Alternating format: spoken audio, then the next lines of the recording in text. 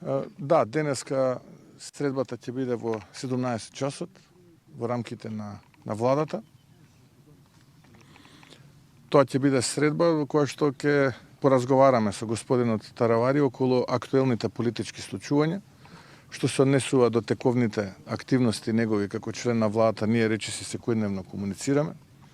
Се разбира, тоа е неизбежен дел, но генерално би сакал да слушнам како размислува во делот на последните случувања кои што се познати во јавноста. По мене има две опции за избор. Едната опција е оваа која што ја нуди оваа влада, на реформи, на промени, на испорака за граѓаните, и втората опција е онаа опција која што години наназад, би рекол повеќе од 2 децении, ја криминализираше државата, ги уништуваше институциите и практично ја клекна државата и граѓаните. И тоа е изборот. Нема трета опција. Би сакал да слушнам од господинот Таравари која опција за него е, бидејќи јас не гледам трета опција. Што се однесува до моите односи лични со господинот Таравари, во политиката ние комуницираме долго време.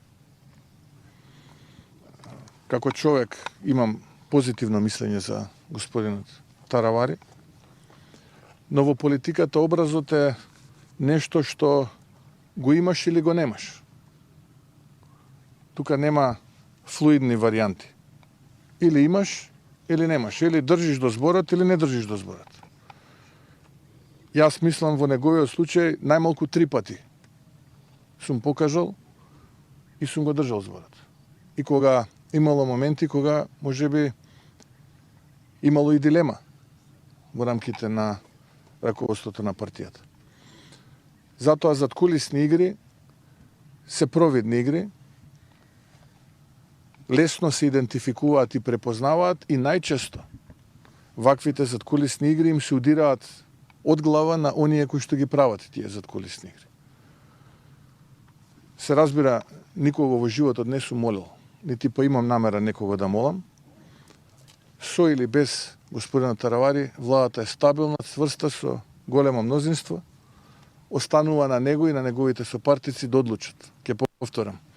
Дали ќе одиме заедно по патот на реформи, владење на право, борба за праведно општество, институции кои што ќе функционираат, или ќе се придружат и ќе коалицираат со оние политички сили кои што со години, би рекол неколку децении, ја криминализира и ја уништуваа државата.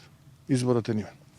Премиере, дали министерката Кочовска најави ребаланс на буџетот, дали имате првични Да, тоа беше